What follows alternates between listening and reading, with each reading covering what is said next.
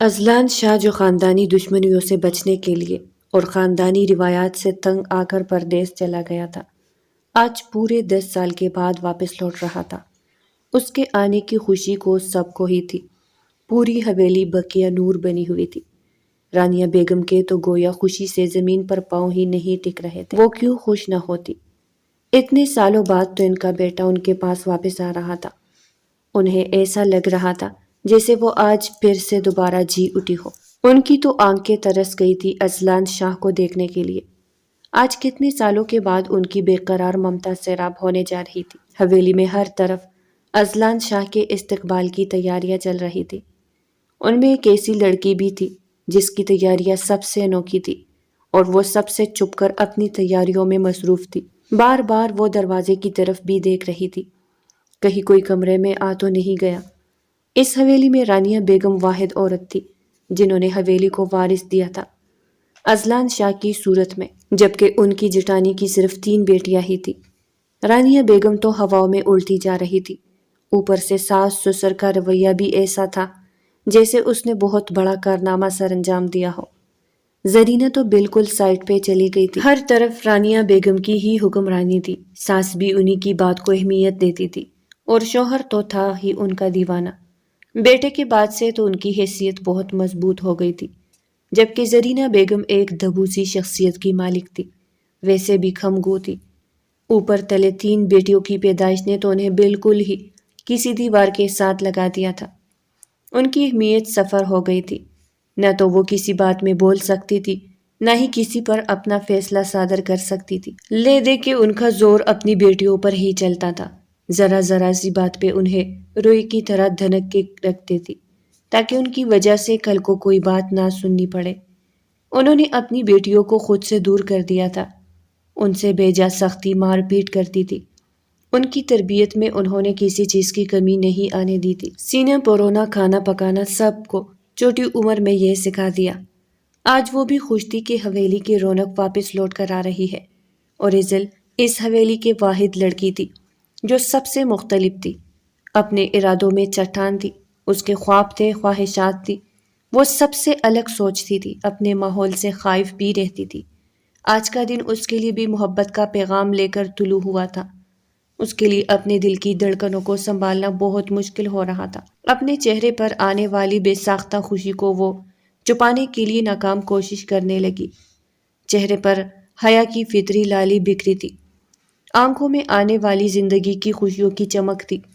وہ دل میں یہی سوچ رہی تھی کہ پتہ نہیں ازلان شاہ کو اس کا یہ رشتہ یاد بھی ہوگا یا نہیں، وہ رشتہ جو 10 سال پہلے ان دونوں کے درمیان نکاح کی صورت میں قائم ہوا تھا۔ وہ اس کی منکوحہ تھی، اس کی امانت تھی، اور یہ احساس اتنا زور آور تھا کہ وہ اپنے دل کو اسے سوچنے سے روک نہیں پا رہی تھی۔ وہ تو پوری شان سے اس کے دل میں براجمان ہو گیا تھا۔ وہ خود کو کوس رہی تھی کہ کیوں اسے اتنا یاد کیا، کیوں اس کے بارے میں اتنا سوچا کہ اس خواصوں پر بری طرح مسلط ہو گیا، اس کے دل کا مکین بن گیا۔ تیاریاں تو ایزل نے خوب ہی کی تھی، مگر یہ تیاریاں اس نے خفیہ طور پہ کی، کسی کو بھی ان تیاریوں کی بھنک بھی نہیں پڑنے دی۔ کتنے دن پہلے ہی اس نے اپنے چہرے پر اپٹن کا استعمال کرنا شروع کر دیا، ہونٹوں پر بھی گھر میں ہی گلاب کی پنکھڑیوں کا بام بنا کر لیپ کرنا شروع کر دیا تھا، جس سے اس کے ہونٹ اور بھی خوبصورت، نرم اور ملائم ہو گئے تھے۔ چہرے پر بھی ایک عجیب سی چمک اور لالی آ گئی تھی۔ اسے بھی اس بات کا علم تھا کہ آج ازلان شاہ گھر آ رہا ہے۔ اس نے نیا جوڑا نکالا اور پھر نہا دھو کر کپڑے تبدیل کر کے وہ بال کھلے چھوڑ کر ہی باہر آ گئی۔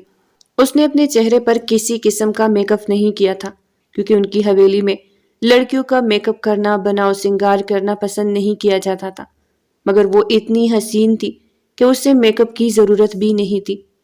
کمرے سے باہر آئی تو رانیہ بیگم کی نگاہ اس پر پڑی تو وہ ٹھٹک گئی، سوچ میں پڑ گئی کہ اسے دیکھ کر میری نگاہ پلٹنا بھول گئی ہے۔ اگر ازلان شاہ کا دل اس پر آ گیا، وہ اسے دیکھ کر کہیں اور دیکھنے کے قابل نہ رہا تو میں کیا کروں گی؟ میرا بیٹا تو میرے ہاتھ سے نکل جائے گا۔ وہ تو پہلے ہی اس رشتے کی مخالف تھی۔ ایزل بھی شرمائی شرمائی سے حویلی میں پھر رہی تھی، وہ بھی بظاہر تیاریوں کا جائزہ لے رہی تھی، مگر در حقیقت وہ یہ جاننے کے لیے بے تاب تھی کہ ازلان شاہ کتنی دیر میں پہنچ رہا ہے۔ رانیہ بیگم اسے دیکھ کر اپنے لہجے کی کڑواہٹ پر قابو نہیں رکھ پائی۔ یہ تم کیا شرمائی سی نئی نویلی دلہن کی طرح پھر رہی ہو؟ ایسے لگ رہا ہے جیسے تمہاری بارات آنے والی ہے۔ اوپر سے چڑیلوں کی طرح بال بھی کھلے چھوڑ رکھے ہیں۔ جاؤ، بال چٹیاں بھی بن کر آؤ۔ ان کی اتنی تلخ بات پر ایزل بری طرح سے جم گئی۔ کچھ بولنے کی خواہش میں وہ محض ہونٹ کاٹتی رہ گئی۔ جانتی ہو کہ لڑکیوں کا یوں تیار ہونا پسند نہیں کیا جاتا۔ جا کر کچن میں ذرا دیکھو شبو نے کھانا تیار کیا ہے یا نہیں۔ وہ اسے حکم دے کر وہاں سے چلی گئی۔ ایزل بھی اپنی چوری پکڑے جانے کی وجہ سے جم گئی۔ اپنی ماں کے کمرے میں آئی تو سخت موڈ آف تھا۔ منہ بسورتے ہوئے ان کی گود میں آ کر لیٹ گئی تھی۔ رانیہ چاچی کو پتہ نہیں مجھ سے مسئلہ کیا ہے، اتنا برا مجھے سمجھتی ہے۔ اگر انہیں میں پسند نہیں ہوں تو یہ رشتہ آگے تک کیسے جائے گا؟ زرینہ بیگم نے ایزل کے منہ سے یہ بات سنی تو چونکی۔ کیا مطلب؟ کیا کہنا چاہ رہی ہو تم؟ آپ دیکھیں نا، 10 سال پہلے تو آپ لوگوں نے خود ہی میرا نکاح اذلان شاہ کے ساتھ کیا تھا، اور اگر میں نے ہلکی پھلکی سی تیاری کر لی تو اس میں کیا برا ہے؟ آخر ہم دونوں کا نکاح ہو چکا ہے، ہم دونوں میاں بیوی ہے۔ اگر میں اپنے شوہر کے آنے پر تیار نہیں ہوں گی تو کب ہوگی؟ اور یہ بات رانیہ چاچی کو بہت بری لگی۔ وہ چاہتی نہیں ہے کہ ہم دونوں ایک دوسرے کے قریب ہو۔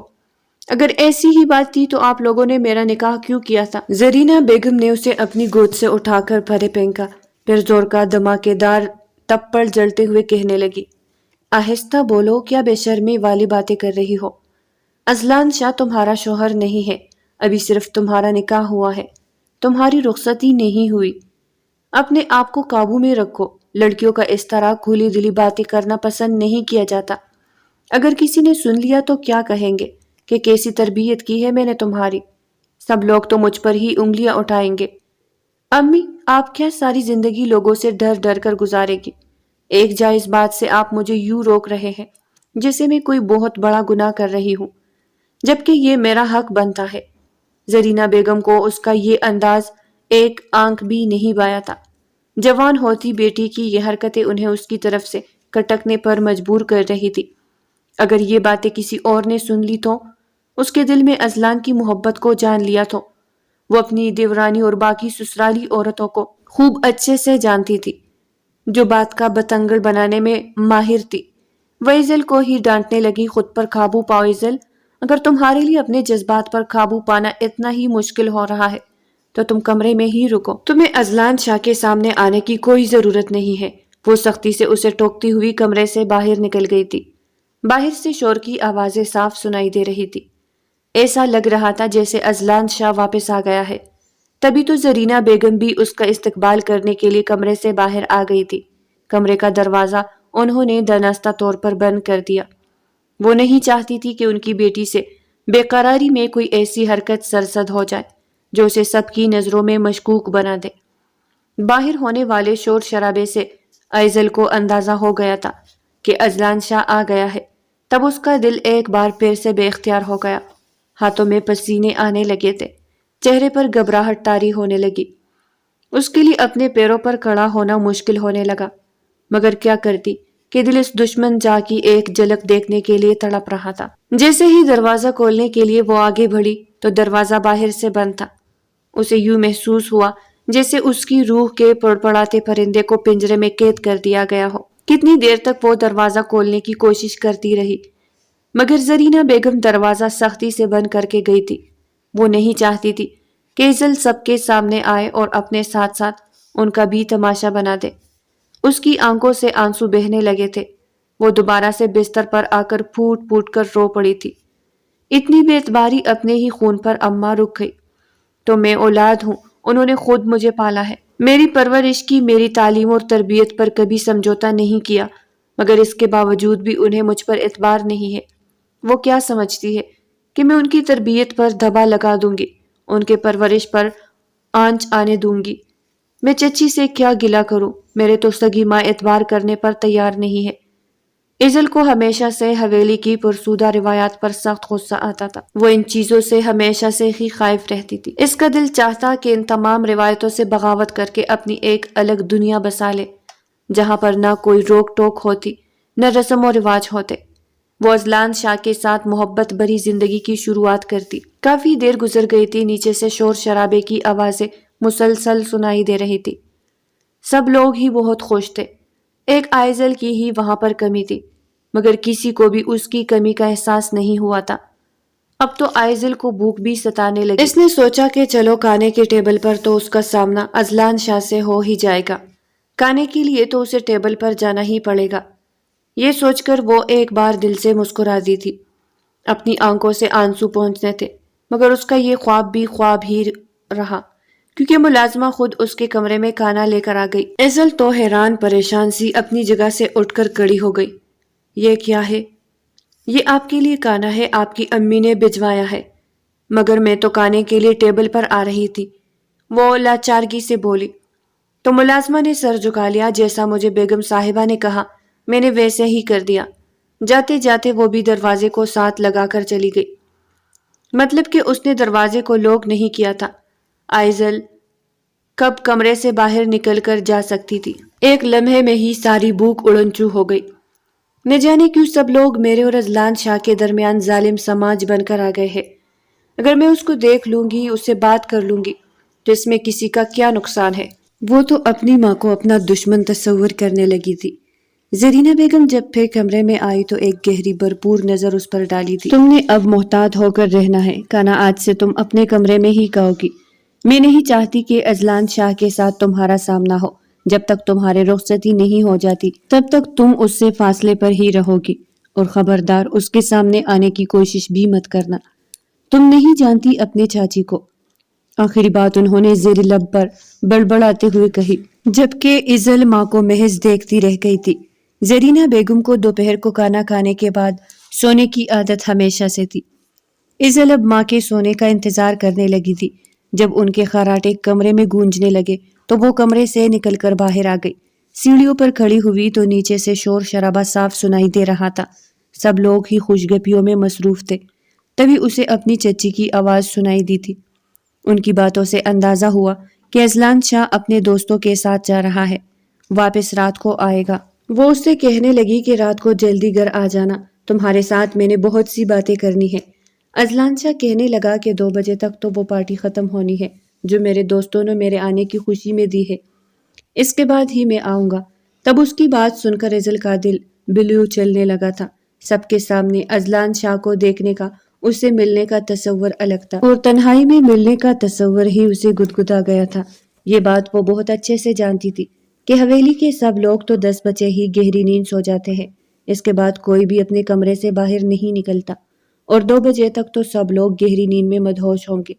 کسی کو کہاں ہوش ہوگا کہ ایزل اذلان شاہ کے انتظار میں جاگ رہی ہے۔ یہ وقت بہترین تھا اذلان شاہ پر اپنے رشتے کو آشکار کرنے کا، اسے اپنے دل کی بات کرنے کا، اس کے اپنے بارے میں خیالات جاننے کا کہ وہ ایزل کے بارے میں کیا سوچتا ہے۔ کیا وہ بھی ایزل سے اتنی ہی محبت کرتا ہے جتنا کہ ایزل اس سے کرتی ہے، یا پھر یہ ایزل کا محض وہم ہے؟ جانتی تھی کہ وہ جو کر رہی ہے وہ غلط ہے، اس کی ماں اسے بہت بے عزت کرے گی۔ اگر کسی اور کو یہ بات معلوم ہوئی تو نہ جانے کیا ہو جائے گا، مگر اس وقت وہ کچھ بھی سوچنے سمجھنے پر تیار نہیں تھی۔ وہ ان ساری رسم و رواج سے بغاوت کرنے پر تلی ہوئی تھی۔ جانتی بھی تھی کہ جو لڑکی ان قبائلی روایات سے منہ موڑتی ہے، ان کو توڑتی ہے، تو اس کا انجام کیا ہوتا ہے، مگر محبت میں وہ ہر انجام کو بھگتنے کے لیے، ہر مصیبت کا سامنا کرنے کے لیے تیار تھی۔ شاید محبت انسان کو اتنا ہی بہادر بنا دیتی ہے۔ وہ اب بے صبری سے رات کا انتظار کر رہی تھی۔ زرینہ بیگم محتاط نظروں سے اسے دیکھ رہی تھی۔ ایزل کا اندازہ انہیں بتا رہا تھا کہ اس کے دماغ میں کچھ چل رہا ہے، تبھی تو وہ اس کی طرف سے مشکوک ہو گئی تھی۔ رات کو بھی جب اسے کمرے میں ہی کھانا پڑا تو اس کی آنکھیں آنسوؤں سے لبریز ہو گئی۔ اب نہ جانے کب تک اپنے ہی گھر میں یوں قیدیوں کی طرح رہنا پڑے گا، اور پھر حویلی کے روزمرہ روٹین کے مطابق سب لوگ یہ 11 تک نیند میں کھو گئے تھے۔ زرینہ بیگم بھی گہری نیند میں تھی، جبکہ ایزل اذلان شاہ کا انتظار کر رہی تھی، کب وہ گھر آئے اور کب وہ اسے بات کرے۔ اس کی نظریں بار بار گھڑی کی سوئیوں پر ہی ٹکی تھی۔ وہ بمشکل اپنی نیند پر قابو پائے ہوئے تھی۔ محبوب سے ملاقات کا سرور ہی ایسا تھا جو اسے ہر چیز کو بلائے دے رہا تھا، اور پھر جیسے ہی گھڑی نے 1 کا ہندسہ پار کیا تو ایزل کا دل بھی گویا پر لگا کر اڑنے لگا۔ ایک ایک لمحہ اس پر باری ہو رہا تھا۔ ایسا لگ رہا تھا جیسے گھڑی کی سوئیوں کی رفتار سست ہو گئی ہو۔ صدیوں کے برابر یہ لمحات بیتنے لگے۔ 2 بجنے سے چند منٹ پہلے ہی وہ اپنی جگہ سے اٹھ کھڑی ہوئی۔ آہستہ قدموں سے چلتے ہوئے وہ کمرے سے باہر نکلی تھی۔ ایک طاہرانہ نگاہ اس نے آئینے پر ڈالی تھی۔ اپنے بال سنوارے تھے، دوپٹہ درست کیا، خیا کی فطری لالی نے اس کے چہرے کو انگنت رنگ بخش دیتی تھی۔ اب یوں اسے ہار سنگار کی ضرورت ہی محسوس نہیں ہو رہی تھی۔ اس وقت وہ چلتے چلتے اذلان شاہ کے کمرے میں آ گئی تھی۔ کمرے کو بہت خوبصورتی اور نفاست سے آراستہ کیا گیا تھا۔ ہر ایک چیز اپنی درست جگہ پر ہی معلوم ہو رہی تھی۔ ایسا لگ رہا تھا جیسے اذلان شاہ ابھی تک اپنے کمرے میں نہیں آیا۔ آتے ہی سب نے اسے گھیر جو لیا تھا۔ سب لوگ اسے باتیں کیے جا رہے تھے۔ آخر کو اتنے ٹائم کے بعد جو تفصیلی ملاقات ہوئی تھی، اور پھر جب اذلان شاہ کی گاڑی کی آواز سنائی تھی تو ایزل کا دل جیسے اچھل کر حلق میں آ گیا تھا۔ اس پر ایک ایک پل بہت بھاری بن کر گزرنے لگا۔ وہ گویا اس کے اپنی طرف بڑھتے ایک ایک قدم کو گننے لگی۔ جب کمرے کے باہر قدموں کی چاپ سنائی دی تو اس کا دل تیزی سے دھڑکنے لگا۔ یہ قدم اسے اپنے دل پر پڑتے ہوئے محسوس ہو رہے تھے۔ دروازہ کھلا۔ سب سے پہلے اذلان شاہ کی تیز قیمتی کلون کی مہک نے ایزل کو اپنا احساس دلایا۔ یہ خوشبو وہ اپنی سانسوں کے ذریعے سے دل میں اتارنے لگی تھی۔ اس نے لرزتی پلکوں کے ساتھ اذلان شاہ کی طرف دیکھا تھا۔ کیا کچھ نہیں تھا اس کی آنکھوں میں؟ اس کی آنکھوں میں اذلان شاہ کے لیے جذبات، محبت، انتظار، انگنت خواب، آنے والے مستقبل کے حوالے سے خوبصورت لمحات مقید تھے۔ کہیں کہیں اندیشے بھی تھے کہ وہ کہیں اپنی محبت کو کھو نہ دے۔ امید کے جگنو بھی تھے کہ وہ اس کی طرف محبت کا ہاتھ ضرور بڑھائے گا۔ مگر اذلان کی آنکھوں میں صرف سرد تاثرات تھے۔ وہ حیرت سے ایزل کو دیکھے جا رہا تھا، جبکہ ایزل تو سر سے لے کر پاؤں تک جذبات اور احساسات سے گندی ہوئی تھی۔ اس کے دل میں محبت کا سمندر ٹھاٹھے مار رہا تھا۔ اپنی جگہ سے اٹھ کر کھڑی ہو گئی تھی، پھر اذلان شاہ کو دیکھتے ہوئے اپنی پیاسی نظروں کو سیراب کرنے لگی۔ اذلان شاہ زیادہ دیر تک اپنی حیرت پر قابو نہیں پا سکا تھا۔ کون ہو تم اور یہاں پر اس وقت کیا کر رہی ہو؟ اس کی بات پر ایزل کو دھچکا لگا تھا، مطلب کہ وہ اسے جانتا ہی نہیں تھا۔ وہ اس کی منکوحہ تھی، اس کی محبت میں گودے گودے ڈوب چکی تھی۔ ہر وقت وہ اس کے خیالوں پر مسلط رہتا تھا، جبکہ وہ خود اس سے پوچھ رہا تھا کہ تم کون ہو؟ ایزل نے سوچا کہ شاید اس نے پہچانا نہیں ہے، تبھی شرماتے ہوئے کہنے لگی کہ میں ایزل ہوں۔ یہ بات کہتے ہوئے اس نے اپنی پلکیں یوں جھکا لی جیسے ابھی اذلان شاہ اس کے پاس آ کر اس کا ہاتھ تھام لے گا، اسے اپنی محبت کا اظہار کرے گا، اس پہ اپنی شدت چاہتے بیان کرے گا۔ مگر اذلان شاہ کی بات سن کر ایک بار پھر سے وہ حیران رہ گئی تھی۔ کون ایزل؟ میں کسی ایزل کو نہیں جانتا، پہلی بار یہ نام سن رہا ہوں۔ اذلان شاہ کے ہر انداز سے یہی احساس ہو رہا تھا کہ جو وہ کہہ رہا ہے وہ سچ ہے، وہ واقعی ایزل کے بارے میں کچھ بھی نہیں جانتا۔ کیا آپ سچ میں میرے بارے میں نہیں جانتے؟ وہ بے یقینی سے بولی۔ تو اب کی بار وہ قدرے جنجلا گیا تھا۔ کیا تم یہاں پہ آنے والی کوئی نئی ملازمہ ہو؟ تم بہت خاص ملازمہ ہو کیا؟ مما نے تو مجھے کہا تھا کہ سارے ملازم شام کو اپنے اپنے کوارٹروں میں چلے جاتے ہیں۔ مجھے تو انہوں نے نہیں بتایا تھا کہ ایک خوبصورت سی ملازمہ میرے کمرے میں بھی موجود ہوگی۔ ہماری حویلی میں یہ روایت کب سے قائم ہوئی ہے؟ وہ حیرت اور ناگواری سے بولنے لگا۔ تو ایزل کو اس کی بات پر شدید دھچکا لگا تھا۔ وہ اسے سمجھ رہا تھا۔ کیا وہ اسے ملازمہ لگ رہی تھی؟ وہ تو اذلان شاہ سے کچھ اور ہی سننے کی خواہش مند تھی، مگر اس نے اسے ملازمہ بنا دیا تھا۔ میں ملازمہ نہیں ہوں، میں آپ کی منکوحہ ہوں، آپ کی بیوی۔ بچپن میں ہمارا نکاح ہوا تھا۔ کیا آپ یہ بات بھول گئے ہیں؟ اذلان شاہ کے چہرے پر ناگواری چھا گئی۔ دیکھو لڑکی، تم کون ہو میں نہیں جانتا، اور یہ جو کچھ تم کہہ رہی ہو مجھے کچھ بھی سمجھ نہیں آ رہا۔ تمہاری باتیں میرے سر کے اوپر سے گزر رہی ہے۔ ویسے بھی اس وقت بہت تکا ہوا ہوں، میں بھرپور نیند لینا چاہتا ہوں۔ تم جاؤ یہاں سے۔ میں صبح اپنے ابو سے پوچھوں گا کہ ایزل کون ہے، اور یہ جو تم خود کو میری منکوحہ کہہ رہی ہو، اس بات کی سچائی بھی کل واضح ہو جائے گی۔ وہ بیزار سے انداز سے بولا تو ایزل پریشانی سے اسے دیکھنے لگی تھی۔ اسے وہیں پر جمع دیکھ کر وہ ایک بار پھر سے اپنا سر تام کر رہ گیا تھا۔ دیکھو میرے آگے پیچھے بہت سی لڑکیاں پھرتی ہے، میری نظر التفات کے لیے ترستی ہے، دوستی کرنے کے لیے منتیں کرتی ہے۔ بعض لڑکیوں کا یہ دعویٰ ہے کہ وہ مجھ سے شدید محبت کرتی ہے۔ انہوں نے میرے دل میں اپنی محبت پیدا کرنے کے لیے کیا کچھ نہیں کیا، مگر میں نے کبھی کسی کو نظر اٹھا کر نہیں دیکھا۔ اور نہ ہی میں ایسی طبیعت کا مالک ہوں۔ بہتر یہی ہے کہ تم بھی یہاں سے چلی جاؤ۔ کل میں اپنے ماں باپ سے پوچھوں گا اور تمہاری سچائی سب کے سامنے آ جائے گی۔ پتہ چل جائے گا کہ تم کتنی سچی ہو۔ اگر ایسی کوئی بات ہوتی تو میرے ماں باپ مجھے اس بات سے بے خبر نہ رکھتے۔ ایزل ٹوٹے دل اور بکھرے خوابوں کی کرچیاں لے کر اس کے کمرے سے باہر نکلی تھی۔ یہ سوچ کر اس کا دل دھڑکے جا رہا تھا کہ اگر کل سب کے سامنے اذلان شاہ نے اس بات کا ذکر کیا کہ وہ رات کو اس کے کمرے میں آئی تھی، اس کی بیوی ہونے کا دعویٰ کر رہی تھی، تو کیا ہوگا؟ مگر نہیں، ایسا نہیں ہو سکتا۔ اذلان شاہ اتنی بڑی بے وقوفی نہیں کر سکتا۔ وہ بھلا میرے بارے میں سب لوگوں کو کیوں کر بتائے گا؟ مگر وہ یہ نہیں جانتی تھی کہ جب انسان کا برا وقت شروع ہوتا ہے تو اس کی عقل پر ایسے ہی پردہ پڑ جاتا ہے۔ اس کا وقت بھی برا وقت شروع ہونے والا تھا۔ اگلی صبح جب وہ سو کر اٹھی تو اس کی طبیعت پر کسل مندی سی چھائی ہوئی تھی۔ رات دیر تک اذلان شاہ کا انتظار کرنے اور پھر اس کے بعد رونے کی وجہ سے اس کی آنکھ بہت دیر سے لگی تھی۔ ابھی بھی وہ زرینہ بیگم کے جگانے پر ہی اٹھی تھی۔ کیا ہے اماں، تھوڑی دیر اور سونے دو۔ زرینہ بیگم کہنے لگی کہ زیادہ بدتمیزی کرنے کی کوئی ضرورت نہیں ہے۔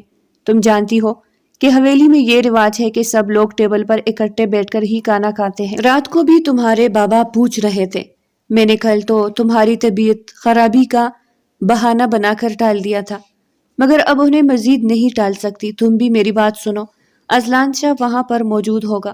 اپنے بے اختیار دل کو قابو میں رکھنا، کسی کو کوئی بات بنانے کا موقع مت دینا، ورنہ میں تمہارے ساتھ بہت برے طریقے سے پیش آؤں گی۔ اب جلدی سے آ جاؤ، کسی قسم کی بدمزگی نہیں ہونی چاہیے۔ سارے بڑے ٹیبل پر موجود ہیں۔ ایزل اذلان شاہ کا نام سن کر پھر اس کی موجودگی کے بارے میں سوچ کر ہی اپنی جگہ سے فوراً سے اٹھ کھڑی ہوئی تھی۔ آئینے کے سامنے جا کر اپنا تنقیدی جائزہ لیا تھا۔ فوراً سے کپڑے بدلے تھے اور اب تو اس نے آنکھوں میں ہلکا سا کاجل اور ہونٹوں پر ہلکی ہلکی لپسٹک بھی لگا لی تھی، اور اس تیاری میں بھی وہ گویا قیامت ڈھا رہی تھی۔ جانتی تھی کہ زرینہ بیگم اس بات پر بھی اسے خونخوار نظروں سے گھورے گی، اسے ڈانٹے گی بھی، مگر وہ اس وقت کسی کی بھی خفگی کو خاطر میں نہیں لانا چاہتی تھی۔ اسے لگتا تھا کہ وہ اپنی جگہ پر بالکل ٹھیک ہے، جو وہ کر رہی ہے وہ صحیح ہے، اس کا شرعی حق ہے۔ جب وہ ٹیبل پر آئی تو ایک لمحے کو اس میں فطری گھبراہٹ اٹھ کر آ گئی تھی، کیونکہ سب سے پہلے اس کی نظر اذلان شاہ پر پڑی تھی، جو ارد گرد سے بے خبر ناشتہ کرنے میں مصروف تھا۔ آج سے پہلے تو ایزل کو کبھی ایسی سچویشن کا سامنا نہیں کرنا پڑا تھا۔ وہ تو جیسے ہوتی تھی کھانے کی ٹیبل پر آ جاتی تھی۔ اس کا لاپرواہ سا انداز اس وقت محتاط رویے میں تبدیل ہو چکا تھا، کیونکہ اذلان شاہ کی وجہ سے احساسات بدل گئے تھے۔ وہ چوئی موئی سی بنی اذلان شاہ کی عین سامنے والی کرسی پر بیٹھ گئی، نظریں جھکی ہوئی تھی، دل بار بار چاہ رہا تھا کہ وہ اذلان شاہ کی طرف دیکھے۔ وہ بمشکل اپنے دل کو ڈپٹ رہی تھی۔ اس کے برابر میں ہی زرینہ بیگم بیٹھی ہوئی تھی، جو بار بار تنقیدی نظروں سے اسے دیکھے جا رہی تھی۔ تبھی اذلان شاہ کی حیرت بھری آواز سنی تھی، اماں یہ لڑکی کون ہے اور یہ یہاں پہ کیا کر رہی ہے؟ کیا نام ہے اس کا؟ اذلان شاہ کی بات پر سب لوگوں نے بے اختیار اس کی طرف دیکھا تھا۔ وہ مزید خود میں سمٹ کر رہ گئی۔ رانیہ بیگم نے گہرا سانس لیا۔ اذلان کی توجہ ایزل کی طرف مبذول دیکھ کر ایک لمحے کو وہ گم سی رہ گئی، تو گویا ان کا شک بے بنیاد نہیں تھا۔ اذلان شاہ نے اسے دیکھتے ہی اس کی موجودگی کا نوٹس لے لیا تھا اور اب اس کے بارے میں استفسار کر رہا تھا۔ تو ایزل کے بارے میں انہیں بتانا ہی پڑا، یہ تمہاری تایا کی بیٹی ہے۔ اور بس کرے اماں، یہ اور میرے تایا کی بیٹی؟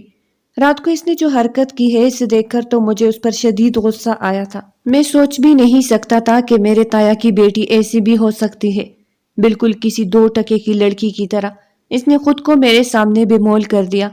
اس کی بات پر جہاں رانیہ بیگم کے چہرے پر فاتحانہ مسکراہٹ آئی تھی، وہیں پر زرینہ بیگم کا سر بھی جھک گیا تھا۔ انہوں نے قہر بری نظر ایزل پر ڈالی تھی۔ ان کی بے خبری میں ایزل نے فائدہ اٹھا کر اذلان شاہ کے کمرے میں پہنچ گئی تھی۔ کیا کیا تھا اس نے ایسا؟ ان کا دل ڈوب کے ابھرا تھا۔ کیوں اذلان بیٹا، کیا ہو گیا؟ ایسا کیا کر دیا اس لڑکی نے؟ رانیہ بیگم جیسے آگ پر تیل چڑکتے بولی، امی یہ رات کو میرے کمرے میں آئی تھی، مجھے کہنے لگی کہ میں تمہاری بیوی ہوں۔ امی کیا یہ سچ ہے یہ میری بیوی ہے؟ اس کی آنکھوں میں واضح حیرت تھی۔ رانیہ بیگم نے گہری سانس لی، یہ بات سچ ہے بیٹا، بچپن میں تمہارا اس کے ساتھ نکاح ہوا تھا، مگر کیا کرے آج کل کی نوجوان نسل کو پتہ نہیں کیا ہو گیا ہے، بے روئی کا شکار ہو گئی ہے۔ اچھائی برائی شرم و خیال کو جیسے بھول ہی گیا۔ اپنی اپنی تربیت کی بات ہوتی ہے بیٹا، میں تو کبھی شادی سے پہلے اپنے شوہر کے سامنے آئی بھی نہیں تھی، حالانکہ ہم لوگ ایک ہی گھر میں رہتے تھے۔ میں نے تو انہیں نظر اٹھا کر شادی والی رات ہی دیکھا تھا۔ مجھ میں اتنی کبھی جرت پیدا ہی نہیں ہوئی کہ ان کے سامنے نظر اٹھا کر بات کروں، ان کے سامنے اپنے رشتے کو جتاؤ۔ زرینہ بیگم نے ایزل کی تربیت اچھی نہیں کی۔ میں تو یہی سوچ رہی تھی کہ تمہارے آنے کے بعد رخصت ہی کر دی جائے گی، مگر شاید ایزل کو بہت جلدی ہے۔ زرینہ بیگم کا مزید سر شرم سے جھک گیا تھا۔ ان کے شوہر بھی انہیں بری طرح سے گور گور کر دیکھ رہے تھے۔ باقی سب لوگوں کی نظریں بھی زرینہ بیگم اور ایزل کی طرف تھی۔ ایزل جو ازلان شاہ کی بات سن کر اپنی جگہ پر سمٹ کر رہ گئی تھی، خوف سے اس کا رنگ زرد پڑ گیا تھا۔ وہ بہت بری طرح سے ڈر گئی تھی، جانے اب کیا ہوگا، مگر جب اس نے اپنی ماں کی بے عزتی ہوتے دیکھی تو وہ خود پر قابو نہیں رکھ پائی تھی۔ چچی، اس میں بے حیائی والی کیا بات ہے؟ اگر ایک لڑکی اپنے شوہر کے پاس جاتی ہے، اس سے بات کرتی ہے، تو یہ کوئی قابل اعتراض اور شرم والی بات نہیں ہے۔ بیوی کا شوہر پر اور شوہر کا بیوی پر حق ہوتا ہے، دونوں ایک دوسرے کا لباس ہے۔ آپ مجھے کوئی ایک آیت، کوئی ایک ایسی حدیث بتا دے جس میں یہ بات لکھی ہو کہ بیوی کا شوہر کے پاس جانا اپنے رشتے کو جتانا معیوب ہے۔ اس کے دو ٹوک انداز پر سب لوگ اسے دیکھنے لگے تھے۔ ازلان شاہ بھی اسے دیکھنے لگا تھا۔ یکدم اس کا چہرہ غصے سے سرخ پڑا تھا۔ وہ سوچ بھی نہیں سکتا تھا کہ اس گھر میں رہنے والی اونچی دیواروں کے پیچھے مقید لڑکی اس کی ماں کے سامنے اس قدر زبان بھی چلا سکتی ہے، جبکہ رانیہ بیگم تو اب باقاعدہ اپنے گال پیٹنے لگی تھی۔ توبہ توبہ، زبان تو دیکھو اس لڑکی کی، ایک تو خود بے مول کیا، شرم و حیا نام کو نہیں ہے، اب میرے سامنے زبان لڑا رہی ہے۔ میں آپ کے سامنے زبان نہیں لڑا رہی، میں صرف یہ کہہ رہی ہوں کہ اپنے شوہر کے ساتھ بات کرنا بری بات نہیں ہے، اور اگر کوئی لڑکی شوہر کے ساتھ بات بھی نہیں کرتی تو اس سے یہ کہاں ثابت ہوتا ہے کہ وہ لڑکی حیا والی ہے؟ ہو سکتا ہے اس کے دل میں اپنے شوہر کے لیے عزت، قدر اور محبت جیسے جذبات نہ پیدا ہوئے ہو، تبھی وہ اس سے کھینچے کھینچے رہتی ہو۔ آپ اپنے شوہر سے بات تو نہیں کرتی، مگر دن بھر آپ ملازموں کے سامنے جیسی گندے مذاق، گندی گفتگو کرتی ہے، اسے بہت اچھے سے جانتی ہو، اور یہ سب بھی غلط ہے۔ بس کر دو لڑکی، خبردار اگر تمہاری منہ سے آواز نکلی تو میری ماں کے سامنے زبان چلا رہی ہو۔ ازلان شاہ اسے غصے سے ڈپٹے ہوئے بولا تو اب کی بار وہ خاموش ہو گئی تھی۔ شکیل شاہ بھی اپنی بیوی کی طرف غصے سے دیکھنے لگے تھے۔ زرینہ، یہ تربیت ہے تمہاری، یہ سارا تمہارا ہی کیا دھرا ہے، تمہاری ہی شہ پر بے یہ بڑوں کے درمیان بیٹھ کر زبان چلا رہی ہے۔ تم اسے کتابیں لا کر دیتی رہی ہو نا، یہ سارا کیا دھرا انہی کتابوں کا ہے۔ تمہاری وجہ سے مجھے بھی اس لڑکی نے سب کے سامنے شرمندہ کر دیا ہے۔ زرینہ بیگم کی آنکھوں کے کنارے آنسو سے بھیگ گئے تھے۔ وہ اپنے آنسو پہنچتے ہوئے وہاں سے اٹھ کر چلی گئی تھی، جبکہ آئزل بھی کچھ دیر پہلے ہی اپنی کرسی گھسیٹ کر وہاں سے اٹھ کھڑی ہوئی تھی۔ یوں بھی اب اسے کچھ بھی کھایا جانے والا نہیں تھا۔ ماحول یکدم بدمزہ ہو گیا تھا۔ ایزل جانتی تھی کہ جتنی دیر اور یہاں پر رہی، سب لوگ اسے لان تان کرتے رہیں گے۔ کمرے میں آئی تو زرینہ بیگم رو رہی تھی، اور پھر یکدم اسے بالوں سے پکڑ کر اپنے سامنے کیا۔ تم نے مجھے سب کے سامنے شرمندہ کروا دیا، میری عزت دو کوڑی کر کے رکھتی ہے۔ اس دن کے لیے میں نے تمہاری ہر بات مانی، تمہیں یہ کتابیں لا کر دی۔ ایزل کے منہ سے درد سے کراہ نکلنے لگی تھی۔ اماں بس کرے، چھوڑ دے، مجھے کچھ بھی غلط نہیں کیا، اور اس کی اجازت مجھے میرا اسلام دیتا ہے۔ یہ دنیا والے کون ہوتے ہیں مجھے میرے حق سے روکنے والے؟ اگر اس گھر میں رہنا ہے تو اس گھر کی رسم و روایات کو سمجھنا ہوگا۔ تم اپنے اسلام کو اپنے تک محدود رکھو، یہاں یہ سب نہیں چلے گا۔ ایزل نے ایک جھٹکے سے اپنے بال ان کے ہاتھ سے چھڑائے تھے۔ اماں، یہ میرا اسلام نہیں، اللہ کا اسلام ہے، جس پر ہم سب کو عمل کرنا چاہیے۔ اس میں ہم سب کا فائدہ ہے۔ آپ بھی سب کے ساتھ مل کر جہالت والی باتیں کر رہی ہے۔ مگر زرینہ بیگم تو کچھ سمجھنے پر تیار ہی نہیں تھی۔ وہ تو اب دھاڑے مار مار کر رونے لگی تھی۔ تم نے مجھے سب کے سامنے شرمندہ کروا دیا ایزل، تم نے مجھے کسی کو منہ دکھانے کے قابل نہیں چھوڑا۔ اب میں کیا کروں گی؟ اماں، جس چیز کی اسلام اجازت دیتا ہے، اس بات پر شرمندگی کس بات کی؟ تمہیں زیادہ مولیانی بننے کی ضرورت نہیں ہے۔ خبردار، اب تمہارے منہ سے کوئی آواز نکلی تو وہ روتے ہوئے اسے کوسنے لگی تھی۔ ایجل بھی اب ماں کے رویے پر بہت دل برداشتہ ہوئی تھی۔ اسے تو اذلان شاہ سے بھی ایسی بے مروتی کی امید نہیں تھی، اوپر سے ماں کا ایسا رویہ۔ وہ بری طرح سے رونے لگی تھی۔ اس حویلی میں رہنے والے تعلیم اور شعور سے بہرا تھے، اپنی روایات کو وہ حرف آخر سمجھتے تھے۔ اگر کوئی ان سے ہٹ کر بات کرتا تو انہیں لگتا کہ قبائلی روایات سے بغاوت کی جا رہی ہے۔ حویلی کے لوگ دنیا سے کس قدر مختلف تھے، جنہیں اپنی بنیاد ضروریات کا ہی علم نہیں تھا۔ انہیں لگتا تھا کہ یہ سیمنٹ بجری کی بنی ہوئی اونچی اونچی دیواریں انسان کو عظیم بناتی ہے، جبکہ انسان کو تعلیم شعور اسے عظیم درجات پر پہنچاتا ہے۔ اور اذلان شاہ وہ تو پڑھا لکھا تھا، مگر وہ بھی افسوس کے روایتی قبائلی لوگوں جیسا ہی نکلا تھا، جن کا تعلیم بھی کچھ نہیں بگاڑ پاتی۔ وہ تو اس ماحول سے بہت دور رہا تھا، پھر وہ کیوں ان جاہلانہ رسم و رواج پر کاربند نظر آ رہا تھا۔ انگلینڈ جیسے ماحول میں رہ کر بھی وہ اندر سے ویسا کا ویسا ہی تھا۔ ایزل کو اس کے رویے پر بہت ہی زیادہ دکھ ہوا تھا۔ اس کا بات کرنے کا انداز بھی بہت ہی زیادہ ہتک آمیز تھا۔ اس نے سوچا کہ میں بلا وجہ ایسے ہی انسان پر اپنے جذبات لٹاتی رہی، اس انسان کے لیے اپنا وقت برباد کیا۔ یہ انسان تو اس قابل ہے ہی نہیں کہ اس کے ساتھ شادی جیسا پاکیزہ بندھن بندھا جائے۔ اس انسان کو دوسرے کے احساسات اور جذبات کی پرواہ نہ ہو۔ وہ انسان کبھی بھی عورت کو خوش نہیں رکھ سکتا۔ ایک لمحے میں ہی اذلان شاہ اس کے دل سے اتر گیا تھا۔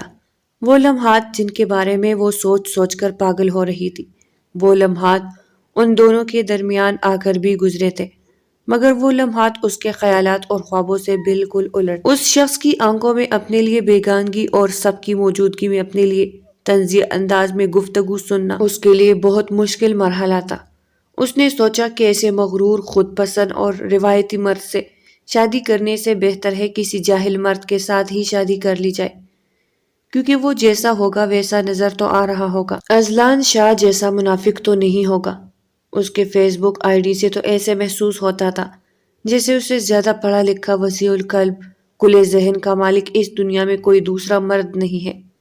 وہ اسی وجہ سے اس سے زیادہ متاثر بھی ہو گئی تھی کہ یہ انسان اس کو سمجھ سکتا ہے، اس کے احساسات کی، جذبات کی قدر بھی کرے گا۔ مگر یہ تو اب جا کر ایزل کو معلوم ہوا تھا کہ جیسا وہ نظر آ رہا ہے ویسا وہ ہرگز بھی نہیں ہے۔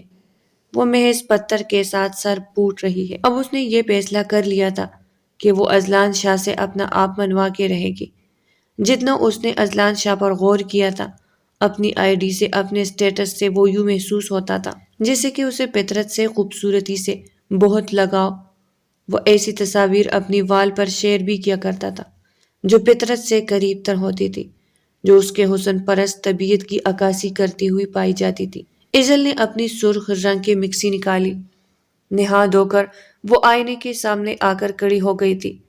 اب ایک نئی ایزل کے روپ میں اس نے جنم لیا تھا۔ جب بھی اس کے جذبات پر ٹھیس لگتی تھی، جب بھی سب لوگ اسے برا بھلا کہتے تھے، تو وہ یوں ہی چوئی موئی سے چٹان بن جایا کرتی۔ اس قدر سختی اس کے انداز میں نمایاں نظر آتی تھی جو سب لوگوں کو ٹٹکنے پر مجبور کر دیا کرتی تھی۔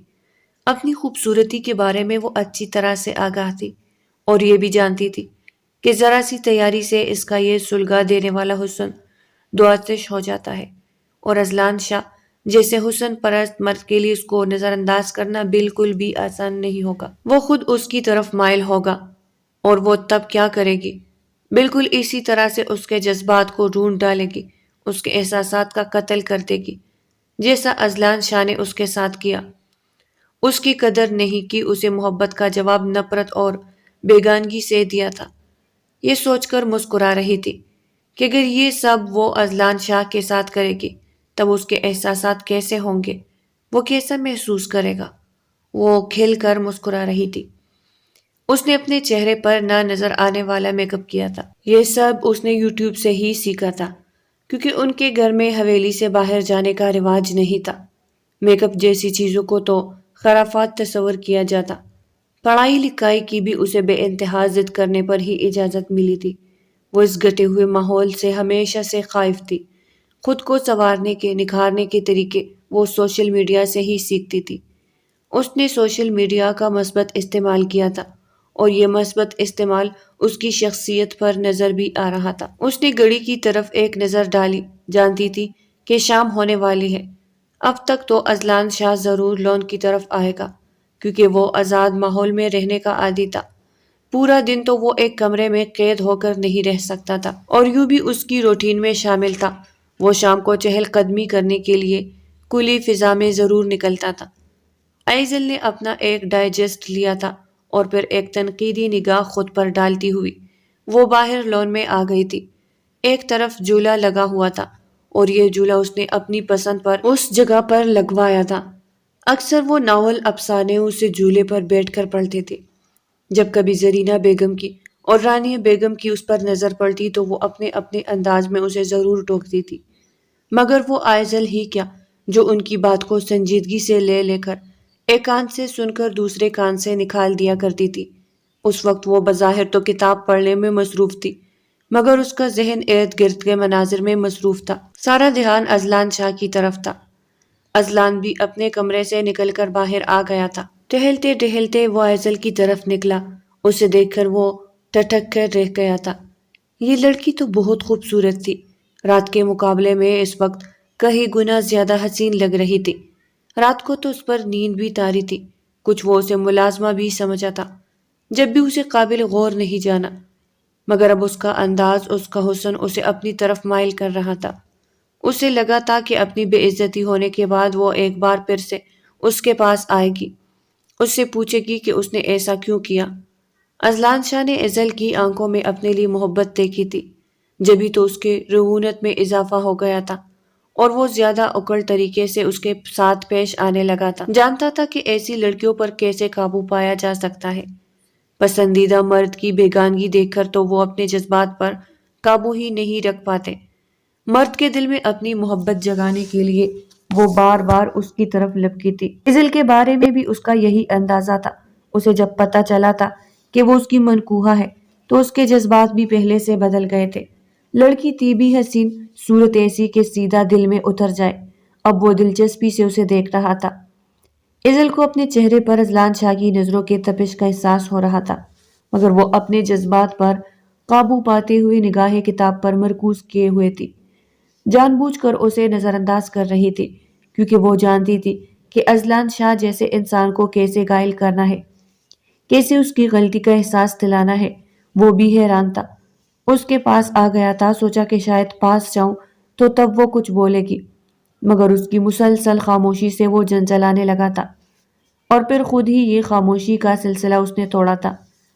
کیا ہوا ہے؟ تم یہاں پہ اس طرح سے کیوں بیٹھی ہوئی ہو؟ دلچسپی سے اسے سر سے لے کر پاؤں تک دیکھتے ہوئے اس نے پوچھا تھا۔ ایزل نے اس کی آواز پر یوں چونک کر دیکھا جیسے ابھی اس کی آمد کے بارے میں آگاہ ہوئی ہو۔ کیوں؟ یہاں پر میرے بیٹھنے پہ پابندی ہے کیا؟ مجھے ہمیشہ اپنے کمرے میں قید ہو کر رہنا چاہیے۔ اس کا انداز ہی بالکل بدل گیا تھا۔ کہا تو وہ رات کو چوئی موئی سی جذبات میں گھندی ہوئی ایک دوشیزہ معلوم ہو رہی تھی، اور کہاں اب بپری ہوئی شیرنی لگ رہی تھی۔ آنکھوں سے بھی گویا شعلے نکل رہے تھے۔ اس کا انداز تو ازلان شاہ کو بھی ٹٹکا گیا تھا۔ اس حویلی میں رہنے والی لڑکی کے ایسے انداز و اطوار وہ تو عش عش کر اٹھا۔ تمہیں بات کرنے کی تمیز نہیں ہے؟ صبح بھی تم نے بدتمیزی کی اور اب پھر سے بدتمیزی کر رہی ہو۔ ازلان شاہ غصے سے بولا تو وہ کتاب بند کر کے اپنی جگہ سے اٹھ کھڑی ہوئی تھی۔ اور کیسے بات کرنی چاہیے مجھے آپ سے؟ صبح جو کچھ آپ نے میرے ساتھ کیا ہے کیا وہ صحیح تھا؟ ازلان شاہ اس کی بات پر گہرا سانس لے کر گیا تھا۔ لبوں پر مسکراہٹ بھی آ گئی تھی، گویا وہ صبح والے رویے پر اس سے ناراض تھی اور اپنی ناراضگی جتا بھی رہی تھی۔ وہ دلچسپی سے اسے دیکھنے لگا تھا۔ تو میں کون سا جانتا تھا کہ تم سچ کہہ رہی ہو؟ مجھے تو یہ لگا تھا کہ تم ایک ملازمہ ہو۔ اس کے بعد پر تو ایزل کی تن بدن میں آگ لگ گئی تھی۔ بہت خوب، آپ نے تو سیدھا مجھے ملازمہ ہی بنا دیا۔ چلے، اگر آپ کو میں اتنی ہی بری لگتی ہوں، میری موجودگی آپ کے ناقابل برداشت ہے، تو ٹھیک ہے، ہم اس بات کو ختم کر دیتے ہیں۔ آپ اپنے راستے پر، میں اپنے راستے پر، اور ویسے بھی مجھے ایسے رشتے کی کوئی ضرورت نہیں ہے جس کو قبول کرنے کے لیے، اپنانے کے لیے آپ کو اپنی ماں کی اجازت درکار ہوگی۔ کیا کہا تم نے؟ تم یہ رشتہ ختم کرنا چاہتی ہو؟ ازلان کو گویا اپنی سماعت پر شبہ ہوا تھا۔ جی بالکل، میں یہ رشتہ ختم کرنے کی بات کر رہی ہوں۔ وہ ویسے ہی دو ٹوک انداز میں بولی تھی، مگر دل اندر سے کانپ رہا تھا۔ اگر اس نے ہاں کر دی تو اگر ابھی رشتہ ختم کیا تو نہیں، ایسا نہیں ہو سکتا۔ دل ہی دل میں کہیں نہ کہیں وہ یہ بھی چاہتی تھی کہ ازلان شاہ اس رشتے کو ختم نہ کرے، مگر ازلان شاہ کی بات پر اس کے حواس اڑنے لگے تھے۔ ٹھیک ہے، میں امی کو جا کے کہتا ہوں کہ یہ رشتہ ختم کر دیا جائے، ویسے بھی تمہاری جیسی بدتمیز لڑکی کے ساتھ میرا گزارا نہیں ہے۔ وہ لمبے لمبے ڈگ بھرتا وہاں سے چلا گیا تھا، جبکہ ایجل کو اپنی غلطی کا شدت سے احساس ہوا تھا۔ وہ یہ سمجھتی تھی کہ وہ ازلان شاہ کو بھلا دے گی، اس سے محبت سے منکر ہو جائے گی، مگر نہیں، اس کی محبت تو شاید کہیں دور تک پنجے گاڑ چکی تھی۔ اس کو بلانا اتنا آسان نہیں تھا، مگر اپنے آپ کو بہلانا قطعی مشکل کام نہیں تھا۔ وہ آہستہ آہستہ خود کو بہلا سکتی تھی، کیونکہ ازلان شاہ اس کے لیے کسی طرح سے بھی صحیح نہیں تھا۔ وہ خود پسند انسان تھا، وہ تو اپنے سامنے کسی کو کچھ گردان ہی نہیں تھا۔ بھلا ایزل جیسے نازک احساسات والی لڑکی ایسے مرد کے ساتھ کیسے رہ سکتی تھی؟ وہ ایک گہری سانس لے کر رہ گئی تھی۔ ازلان شاہ غصے سے اپنی ماں کے پاس آیا تھا، جو اس وقت کچن میں کھانے کی تیاریاں کروا رہی تھی۔ امی، مجھے آپ کے ساتھ اکیلے میں بات کرنی ہے۔ رانیہ بیگم اس کا غصہ دیکھ کر ٹھٹک گئی۔ کیا ہوا ہے؟ کیوں اتنا غصے میں ہو؟ وہ بیٹے کے نازک مزاجی سے اچھی طرح واقف تھی۔ انہیں یہ خدشہ تھا کہ نہ جانے حویلی میں ایسا کیا ہو گیا کہ اس نے ان کے نازک مزاج بیٹے کو غصہ دلا دیا، اور کہیں نہ ایسا نہ ہو کہ غصے میں آ کر وہ پھر سے واپس چلا جائے۔ ازلان شاہ کے غصے کا تو کچھ پتہ بھی نہیں چلتا تھا۔ امی، مجھے اس لڑکی سے شادی کرنی ہے، آپ میرے رخصتی کرنے کی بات کریں، اور آج ہی بات کریں۔ وہ اپنے لفظوں پر زور دیتے ہوئے بولا تو رانیہ بیگم کھلے منہ سے اسے دیکھنے لگی تھی۔ بالآخر جو ان کا خوف تھا وہ ان کے سامنے آ کر کھڑا ہو گیا تھا۔ مگر بیٹا، مجھے تو لگا تھا کہ تم اسے پسند نہیں کرتے، تمہیں رشتوں کی کوئی کمی نہیں ہے۔ بچپن میں بڑوں نے یہ فیصلہ کیا تھا، تب میں بھی ان کے فیصلے کے آگے مجبور ہو گئی تھی، میں بھی تمہارے لیے سٹینڈ نہیں لے سکی تھی، مگر اب نہیں، اب میں تمہیں اس لڑکی کے ساتھ اس بندھن میں نہیں بننے دوں گی۔ کوئی اچھی سی لڑکی میں تمہارے لیے لے کر آؤں گی۔ امی، مجھے اسی لڑکی سے شادی کرنی ہے، بہت عقل ہے اس میں، بہت بدتمیز ہے، میں اس کی عقل نکالنے کے لیے، اس کا دماغ درست کرنے کے لیے اس کے ساتھ شادی کرنا چاہتا ہوں۔ رانیہ بیگم کو اندازہ ہو گیا تھا کہ یقیناً آئزل نے ہی ازلان شاہ کو کچھ کہا ہے، تبھی وہ اتنا غصے میں ہے۔ انہیں اس بات کا خدشہ تھا کہ وہ لڑکی ان کے بیٹے کو ان سے چھین لے گی، اپنی خوبصورتی کے جال میں پھنسا کر ان سے دور لے جائے گی۔ مگر انہوں نے جب ازلان شاہ کی نظروں میں اس کے لیے غصہ دیکھا تو وہ دل ہی دل میں مطمئن ہو گئی تھی۔ یہ لڑکی اپنی بدتمیزی سے اپنا نصیب کھوٹا کر رہی ہے، یہ کبھی بھی ازلان شاہ جیسے مرد کے دل میں اپنی محبت پیدا کر ہی نہیں سکتی۔ مجھے اس لڑکی سے کوئی خطرہ نہیں ہے، کیونکہ یہ جذباتی ہے، جذبات میں آ کر یہ کچھ بھی کر سکتی ہے۔ چلو ٹھیک ہے، تمہارے بابا سے بات کرتی ہوں، وہ آج ہی کھانے کے ٹیبل پر تمہاری اور ایزل کے رخصتی کا اعلان کر دیں گے۔ وہ بیٹے کو مسکراتے ہوئے بولی تو یکدم ازلان کے تنے ہوئے اعصاب ڈھیلے پڑ گئے تھے، پھر مسکراتے وہاں سے چلا گیا تھا۔ اب میں دیکھوں گا کیسے عقل دکھاتی ہے، بہت غرور ایسے خود پہ، سارا غرور خاک میں نہ ملا دیا تو میرا نام بھی ازلان نہیں۔ کہاں دیکھا تھا ازلان شاہ نے کسی لڑکی میں یہ رویہ؟ لڑکیاں تو اس کے آگے پیچھے تتلیوں کی مانند الٹی پھرتی تھی، اس کی ایک نظر دیکھنے کے لیے وہ ترستی تھی، اور ایک یہ لڑکی تھی جو پہلے تو اس کی محبت کے دعوے دار تھی، اور اب کیسے وہ اسے یوں بیگانگی سے پیش آ رہی تھی جیسے ان دونوں کے درمیان کوئی رشتہ ہی نہ ہو۔ ازلان شاہ کا تنفر کے مارے برا حال ہو گیا تھا۔ کھانے کی ٹیبل پر رانیہ بیگم نے اس قصے کو چھیڑا تھا۔ 10 سال گزر گئے اس نکاح کو، اب میں چاہتی ہوں کہ ازلان شاہ اور ایزل کی رخصتی کر دی جائے، دونوں ایک بندھن میں بندھ جائے، حویلی میں خوشیاں بھی آ جائے گی، خوب رونق رہے گی، ازلان کو بھی پھر یہیں پر مستقل رہنے کا بہانہ بھی مل جائے گا۔ انہوں نے یہ بات کہی تو سب کے چہرے پر مسکراہٹ دوڑ گئی، خاص طور پر زرینہ بیگم، کیونکہ وہ تو یہ سمجھ رہی تھی کہ شاید ازلان شاہ نے ایزل کے ساتھ شادی کرنے کا ارادہ ملتوی کر دیا ہے، کیونکہ اس نے جس طرح سے ایزل کے بارے میں بات کی تھی انہیں اندازہ ہو گیا تھا کہ وہ اسے بالکل بھی پسند نہیں کرتا۔ مگر اب رخصتی کا تذکرہ چھیڑ کر تو انہوں نے گویا زرینہ بیگم کے دل کی بات کہہ دی تھی۔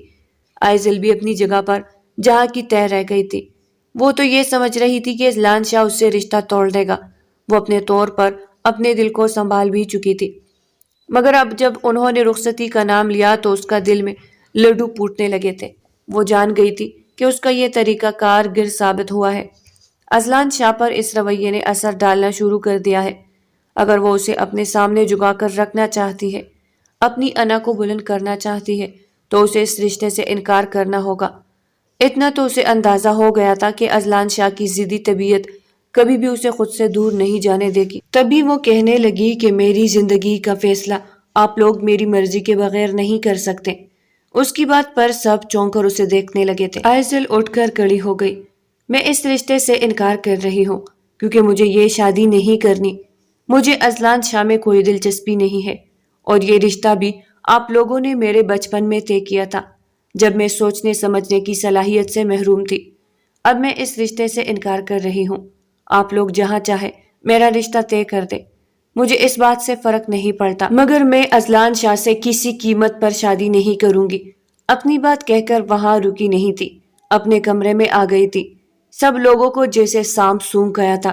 سب تو یہ سمجھے تھے کہ وہ اذلان شاہ کے ساتھ شادی کرنے کے لیے مری جا رہی ہے، تبھی تو رات کو خود ہی اس کے کمرے میں چلی گئی تھی۔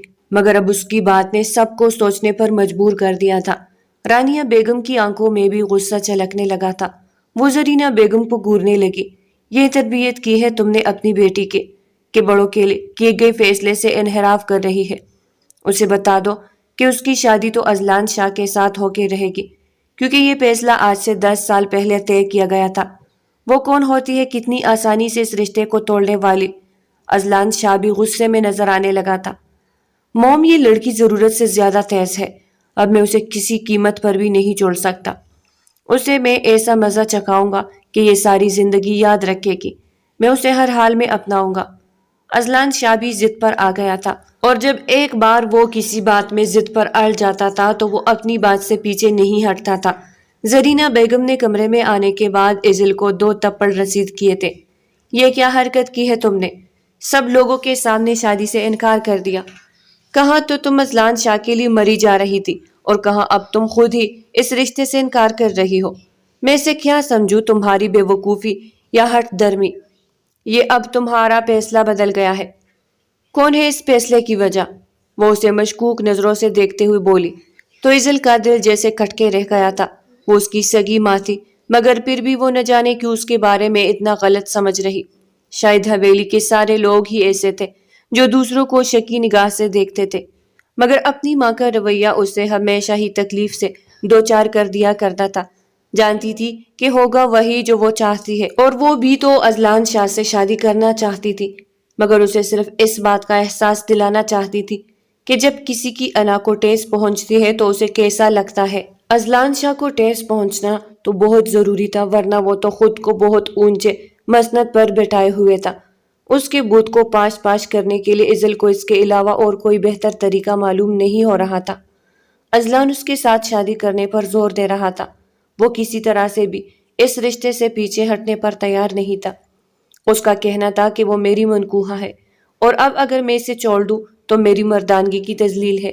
میں اسے کسی اور کے حوالے نہیں کر سکتا، جبکہ عزل اس کے 2 ٹوک انداز میں کہہ چکی تھی کہ مجھے تم میں کوئی دلچسپی نہیں ہے، میں تم سے شادی نہیں کرنا چاہتی۔ تم یہ بات کیوں نہیں سمجھ رہے کہ تم مجھے پسند نہیں ہو؟ جتنا وہ اس سے بیزاری کا اظہار کرتی، اسے دور ہونے کی بات کر رہی تھی، اذلان کا دل اتنا اس کے لیے ہمکنے لگا تھا۔ وہ اسے پانے کے لیے مرا جا رہا تھا۔ عزل کے انکار کی پرواہ کیے بغیر اسے مایوں پہ بٹھا دیا گیا تھا۔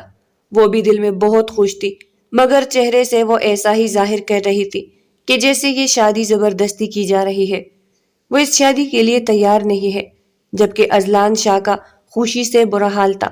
یہ سوچ سوچ کر خوش ہو رہا تھا کہ اس نے عزل کا سر جھکا دیا ہے، اس کی انا کو مار دیا ہے، جو وہ چاہتا تھا اسے وہ بھی حاصل ہو گیا ہے۔ اب عزل بھی اس کے سامنے سر نہیں اٹھا سکے گی، وہ ہمیشہ کے لیے زیر ہو گئی ہے۔ اسے اپنی مردانگی پر بھی زعم ہو رہا تھا کہ میں مرد ہوں، میں نے جو چاہا میں نے حاصل کر لیا، اسے کچھ چھین نہیں سکتا۔ جبکہ عزل بھی دل ہی دل میں مسکرا رہی تھی۔ وہ مشکل اس چہرے پر آنے والی خوشی کو چھپانے میں کامیاب ہوئی تھی۔ وہ اپنے دل کا راز خود پر بھی اشکار نہیں کرنا چاہتی تھی، کیونکہ وہ اذلان شاہ کو یہی بتانا چاہتی تھی کہ وہ اس کے لیے ناپسندیدہ شخص ہے۔ اس کے ساتھ شادی کا فیصلہ اس کا ناپسندیدہ ترین فیصلہ ہے۔ اس طرح سے وہ اسے حاصل بھی ہو گیا تھا، اور اس کی انا کو بھی ٹھیس نہیں پہنچی تھی۔ دونوں ہی اپنی اپنی جگہ پر خوش تھے، کیونکہ دونوں نے ہی اپنی منزل پا لی تھی۔ وہ بیڈ پر دلہن بنی بیٹی اس کا انتظار کر رہی تھی۔ ہاتھوں پر اس کے نام کی مہندی تھی، سر سے لے کر پاؤں تک پور پور وہ اس کے لیے سجی تھی۔ آنکھوں میں انگنت خواب بھی تھے، لبوں پر مسکراہٹ بھی مچل رہی تھی جسے وہ بمشکل روک پا رہی تھی، اور پھر اس کے خوابوں کو تعبیر بھی مل گئی تھی۔ جو اس نے سوچا تھا وہ سب اسے حاصل بھی ہو گیا تھا۔ جب اس نے اذلان شاہ کو پتہ کے نشے میں چور دیکھا تو خاموشی سے سر جھکا گئی تھی۔ رانیہ بیگم جو اسے ہمیشہ بیزاری کا اظہار کرتی تھی، جو اسے دیکھ کر غصے میں آ جاتی تھی، اب اس کے چاؤ چونچلے اٹھاتے ہوئے نہیں تک رہی تھی۔ ان کا کہنا تھا کہ میری ایک ہی بہو ہے، ابھی شادی کو دن ہی کتنے ہوئے ہیں، میں اس کے چاؤ چونچلے نہیں اٹھاؤں گی تو کون اٹھائے گا؟ زرینہ بیگم بھی اب گویا اس پہ غصہ کرنا، تنقید کرنا بھول ہی گئی تھی۔ یہ شادی ازل کے لیے کتنی مبارک ثابت ہوئی تھی، جیسا وہ چاہتی تھی سب کچھ ویسا ہو گیا تھا۔ اذلان کی محبت بھی مل گئی تھی، اس کا ساتھ حاصل ہو گیا تھا۔ سب لوگوں کی نظروں میں جو اس کے لیے حقارت ہوتی تھی، اب اس کی جگہ محبت تھی۔ ایک اذلان کو پا کر خوش قسمتی گویا اس کا مقدر بن گئی تھی۔ اذلان نے بھی باہر جانے کا ارادہ ملتوی کر دیا تھا۔ بظاہر تو وہ اس سے بے رخی جتاتا تھا، لیکن اگر اسے چند پل کے لیے نظر نہ آتی تو وہ بے قرار ہو جاتا تھا۔ تب ازل اپنے دل سے پھوٹنے والے قہقہوں پر بمشکل قابو پاتی تھی۔ زندگی کتنی خوبصورت ہو گئی تھی، وہ سوچتی اور خود ہی مسکراتی رہتی۔